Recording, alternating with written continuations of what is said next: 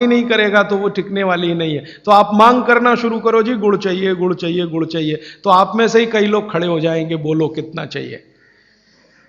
मैं कोल्हापुर जाके आता हूं, गुड़ वाले से बात करके आता हूं, हमारा गुड़ जो है हमें सफेद नहीं चाहिए, हमें तो वो वाला गुड़ चाहिए जो काला का। कोई कहेगा मैं बिहार जाके आता हूं, गुड़ वाले से बात।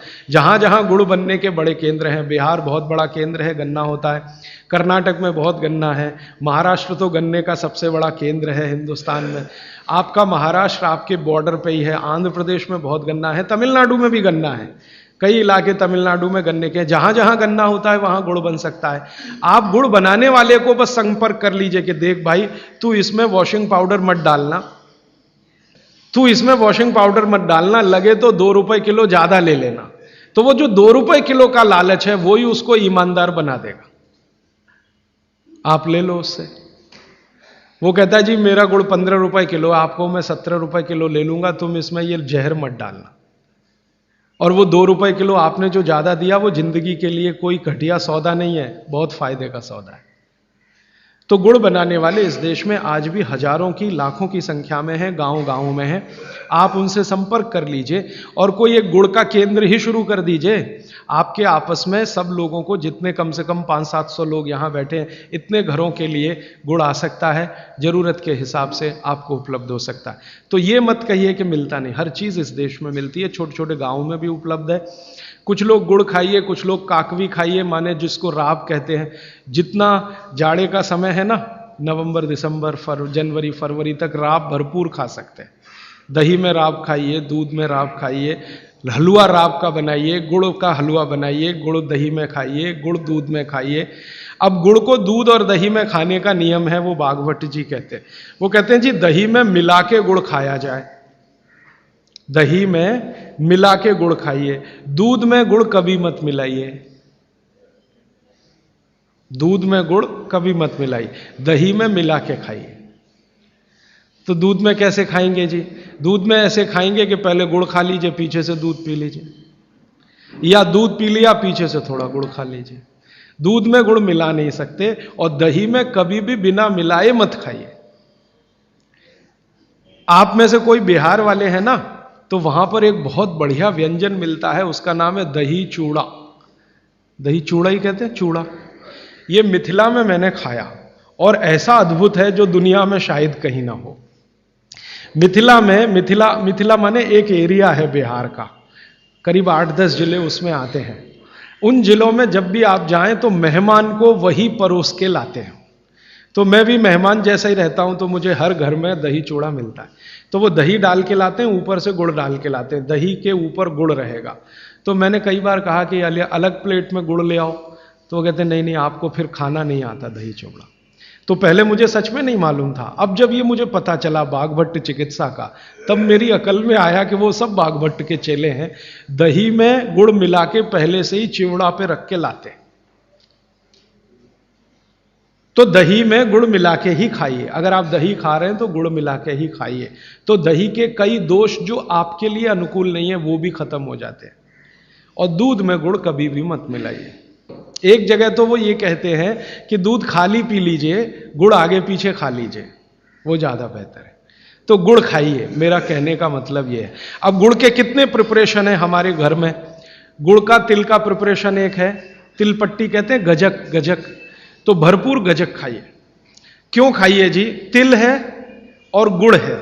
गुड़ में जो केमिकल है ऑर्गेनिक, तिल में लगभग वही सब है जो गुड़ में है। तिल भी क्षारीय है, गुड़ भी क्षारीय है, और दोनों क्षारीय चीजें खाएंगे तो पेट के अम्ल को बैलेंस करती रहेंगी। तो तिल गुड़ रोज खाइए, माने तिल की पट्टी बनाइए, गजक बनाइए, नहीं तो तिल का लड्डू बनाइए, गुड़ के साथ बनाइए। फिर इसी तरह से मूंगफली है, मूंगफली भी क्षारीय है और गुड़ भी क्षारीय है। तो मूंगफली और गुड़ मिला के वो पट्टी आती है, वो खाइए, बच्चों को खिलाइए।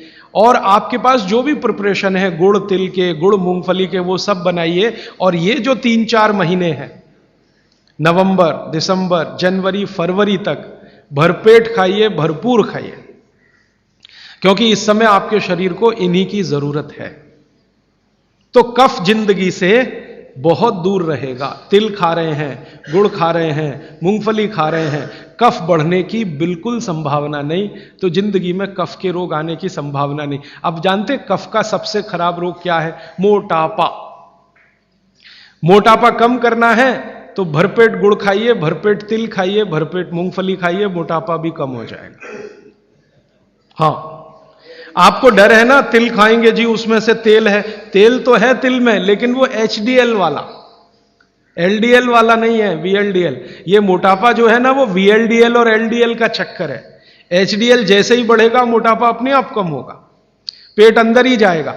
आप में से कोई भी मेरे कहने पर 3 महीने एक एक्सपेरिमेंट कर लीजिए, तिल चबा चबा के खाइए, खाने के बाद 3 महीने के बाद वजन नापेंगे, 8-10 किलो कम मिलेगा, कम से कम इतना कम मिलेगा आपको।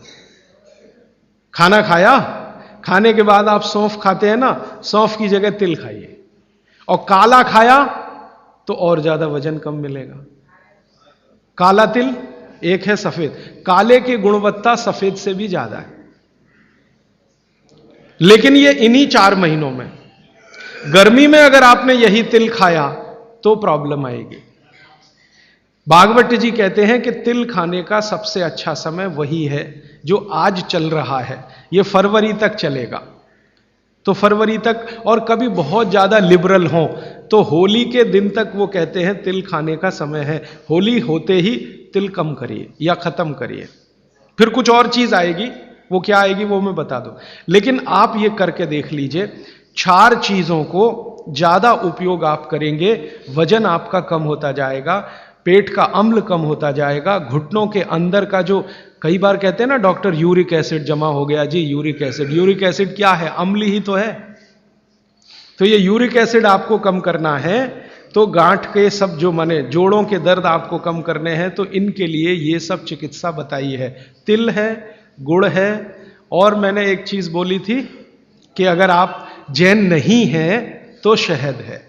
शहद में भागवत जी कहते हैं छोटी मधुमक्खी का शहद, बड़ी का नहीं। तो शहद लाएं तो उसको पूछ लीजिए। तो एक हिस्सा हो गया कफ का। अभी दूसरा पित्त का हिस्सा। पित्त का हिस्सा बहुत क्लियर है, एकदम स्ट्रेट फॉरवर्ड है कि घी ज्यादा खाएंगे पित्त आपका हमेशा सम रहेगा। और ज्यादा घी खाने का जो समय है वो बारिश के दिनों में और ये जो गर्मी के दिन होते हैं ना, उस समय घी ज्यादा खाइए ताकि पित्त को कंट्रोल करके रखे। और वात के लिए मैं पहले ही बता चुका हूं, शुद्ध तेल। अभी ये जितनी बात है आप सोचो कितनी सरल है, बस हमें अपनी जीवन शैली में थोड़ा बदलाव करना है। जीवन शैली में बदलाव से पहले मन में संकल्प लेना है कि जी हम तो ऐसे ही चलेंगे, दुनिया जिधर जाए जाए, हमें उससे मतलब नहीं, हम तो ऐसे चलेंगे। तो ये 3 चीजें अगर आपने देख ली तो बहुत अच्छा है। अब थोड़ा आगे चलें। अब और दूसरी चीजों पे मैं चलता हूं कि और कौन कौन सी चीजें हैं जो आपके आसपास हैं और आपके वात पित्त कफ तीनों को सम पे लाने में मदद कर सकती है। ये तीनों समभाग में रहें तो अच्छा होता है। और कौन कौन सी चीजें हैं? तो भागवत जी कहते हैं रसोई के बाहर जाने की जरूरत ही नहीं, सब वहीं है। भागवत जी ने एक सूत्र लिखा है, दुनिया का सबसे बड़ा औषधि केंद्र हमारा रसोई घर है, सबसे बड़ा औषधि।